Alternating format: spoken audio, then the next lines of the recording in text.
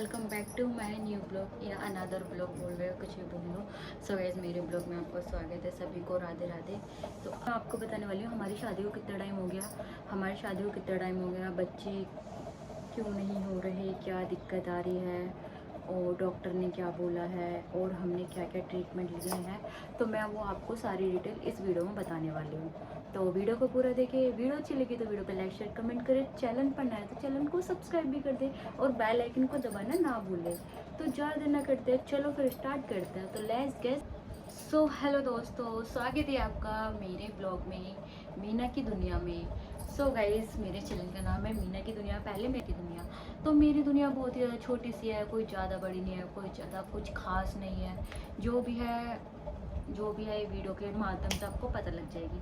तो चलो फिर बताते हैं। सो गाइस, मेरी शादी हुई थी 2019 में। तो 2019 में मेरी शादी हुई थी। तो 2019 में शादी हुई थी। उसके बाद आपको पता होगा कि कोविड लग गया था। तो कोविड के बाद ना बहुत ही ज़्यादा ना, एक तो ना शादी से पहले मैं जॉब करती थी। तो ना जब मेरी शादी हुई ना, तो मेरे को ना घर ही घर में रह के ना एक एंजाइटी डिप्रेशन पता नहीं क्या हो गया था। उसकी वजह से ना मेरे को ना ट्यूबरकुलोसिस हो गया था। मतलब मेरे को ना ओवरी की सिस्ट होती है ना, वो हो गई थी। तो वो मेरे को डॉक्टर ने बोला था ये डिप्रेशन से हुई है। मेरा ना 6 महीने तक ना मेरा फीवर नहीं टूटा था।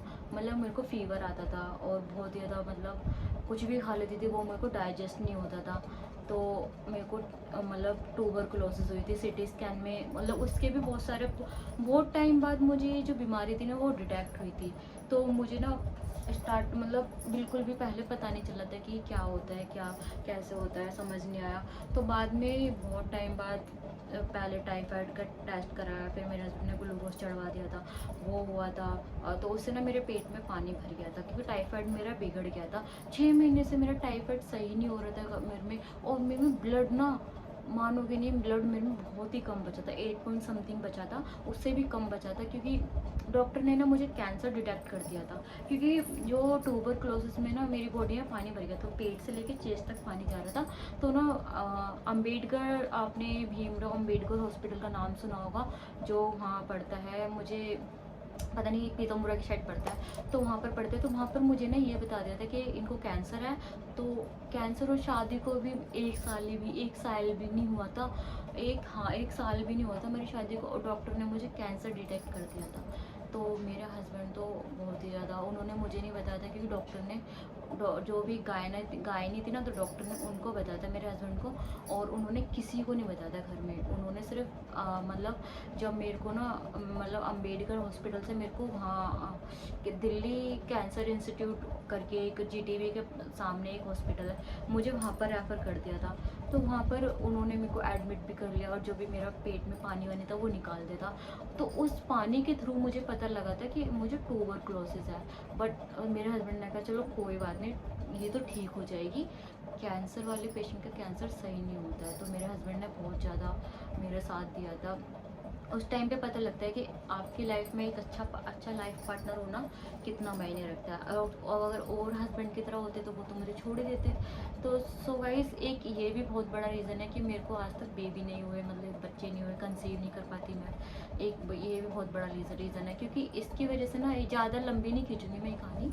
इसकी वजह से ना मेरी ना एक ट्यूब ब्लॉक हो गई थी। मतलब वो भी मुझे तब नहीं पता लगा था। उसके बाद मतलब जब मेरे को ट्यूबरकुलोसिस डिटेक्ट हुआ था, जब मेरे को उसका ट्रीटमेंट 1 डेढ़ साल चला था, तो मैं ना बहुत ज़्यादा पतली हो गई थी। मतलब मेरा ना वेट ना बहुत ज़्यादा, मैं सूख गई थी पूरी। तो उसकी वजह से ना मैं चिड़चिड़ी रहने लगी थी एकदम। जैसे शादी होती है, लड़की की शादी होती है, उसके बाद मतलब फैमिली का प्रेशर, पता नहीं बहुत सारा, ऊपर से बीमारी, इतनी बड़ी बीमारी से एकदम रिकवर करो, फिर लॉकडाउन लग जाए। तो एकदम ना समझ नहीं आ रहा था कि ज़िंदगी में क्या चल रहा है क्या नहीं।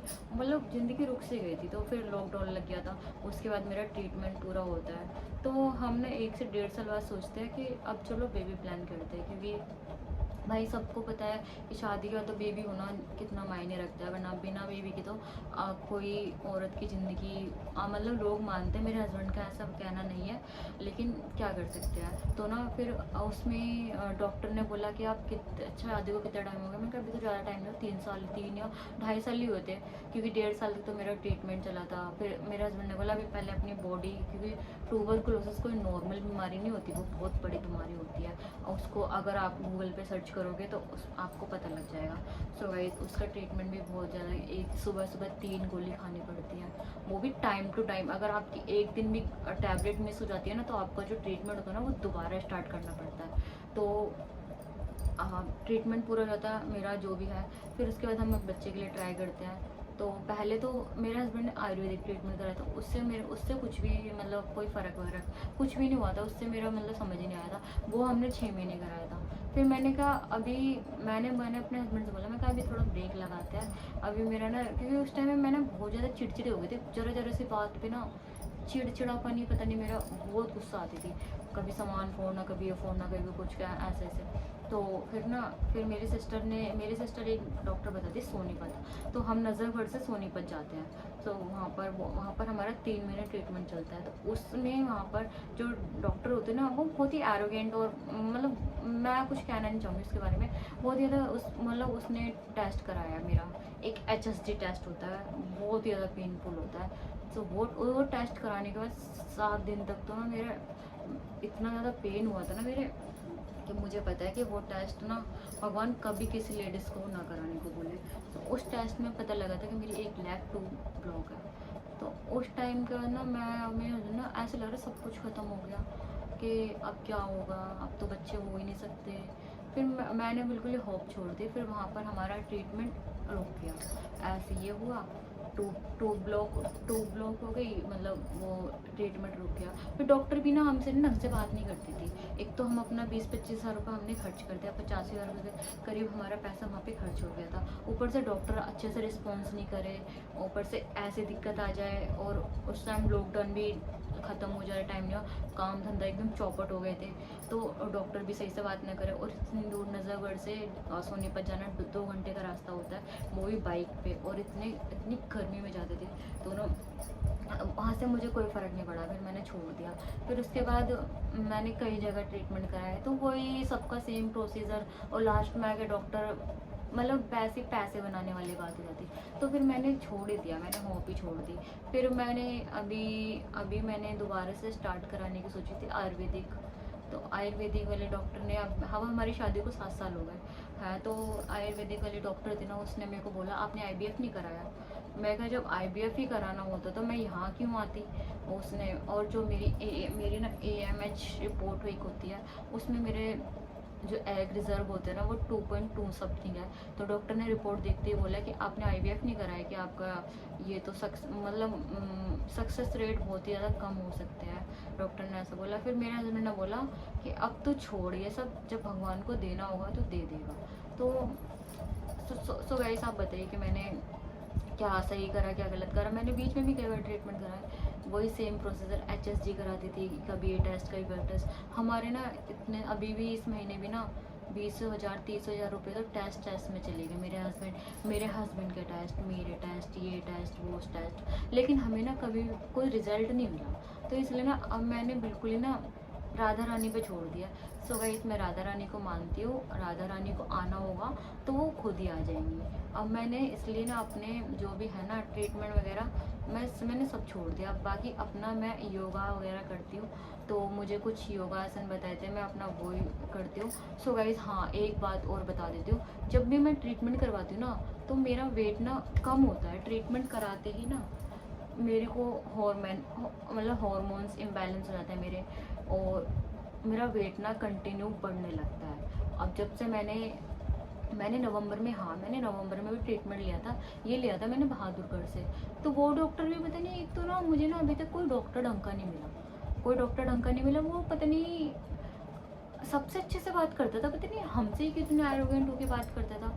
तो वो ना पता नहीं समझ ही नहीं आ रहा था। उस डॉक्टर ने मेंटल पता नहीं, चलो कुछ नहीं, चलो वो जो भी हो, उसका जो भी बिहेवियर होगा कोई बात नहीं, टच वुड, राधे राधे है। लेकिन वो भी ना, जब जैसे वहाँ मेरा ना वेट था, जब मैंने वहाँ से ट्रीटमेंट लेना स्टार्ट करा था नवंबर में, तो मेरा वेट था 65 था। और जैसे ही मतलब ट्रीटमेंट 3 महीने चला, मेरा वेट हो गया 71 kg।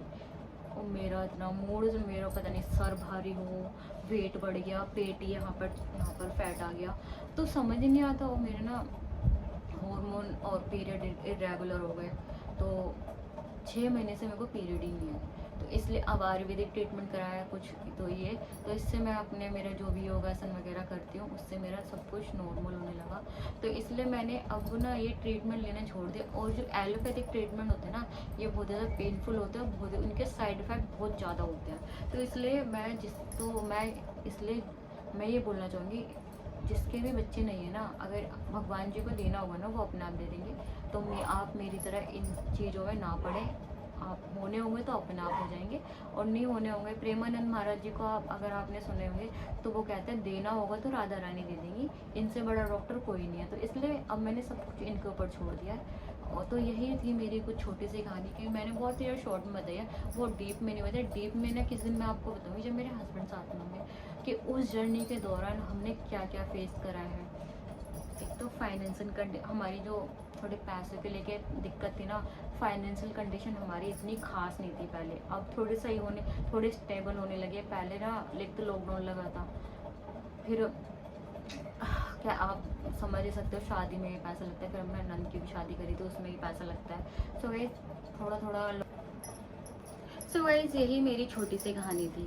तो मैंने इसको ज़्यादा डीप में नहीं बताया। डीप में किस दिन जब बताऊँगी, जब मेरे हस्बैंड साथ में होंगे, क्योंकि एक तो ना वो ना इन चीज़ों पे बात नहीं करना चाहते। वो तो सच बताऊँ, वो हमेशा ही बोलते हैं जब देना होगा तो राधा रानी दे देंगी, उनसे बड़ा डॉक्टर कोई नहीं है, अभी ये ट्रीटमेंट वगैरह के चक्कर में मत पड़। तो सो गाइस वो तो जेंट्स है, उनको क्या मतलब, उनको क्या फ़र्क पड़ता है। फ़र्क तो मुझे पड़ता है ना, कि मेरे जब किसी के बच्चों को देखती हो तो मेरे को भी लगता है कि हाँ एक बेबी तो होना चाहिए, बाकी लाइफ में अधूरापन तो रहता ही है। बट कोई बात नहीं, भगवान पे भरोसा रखो, सब होता है। तो इसलिए ना अब मैंने सब कुछ अपने भगवान जी पे, राधा रानी पे छोड़ रखा है, तो उनको देना होगा तो दे देंगी। सो गाइस इसी वजह से फिर मेरे हस्बैंड ने बोला कि जब तेरे पे ज़्यादा ही फालतू टाइम है तो तू वीडियो बनाया कर। तो फिर मैंने ऐसा करा, मैंने ना अपना एक कुकिंग का चैनल बनाया, एक ब्लॉगिंग का चैनल बनाया। हाँ, तो मैंने पहले अभी इसी चैनल पे मैंने पहले मतलब डेली ब्लॉग टाइप करती थी। फिर मैं ना बीच बीच में ट्रीटमेंट वगैरह के चक्कर में पड़ जाती थी, कभी किसी चीज़ की में पड़ जाती थी। उसी वजह से ना तो मेरा कुकिंग का चैनल पूरा कंप्लीट हो पाता था सही से, ना मेरी ब्लॉगिंग हो पाती थी। तो ना बीच बीच में ना ऐसे उतार चढ़ाव ना आते रहते हैं ज़िंदगी में। तो इसलिए अब मैंने सोचा कि अब मैं ये सारी चीज़ें कंटिन्यू करूँगी, और अब मैं इन चीज़ों में नहीं पड़ूँगी।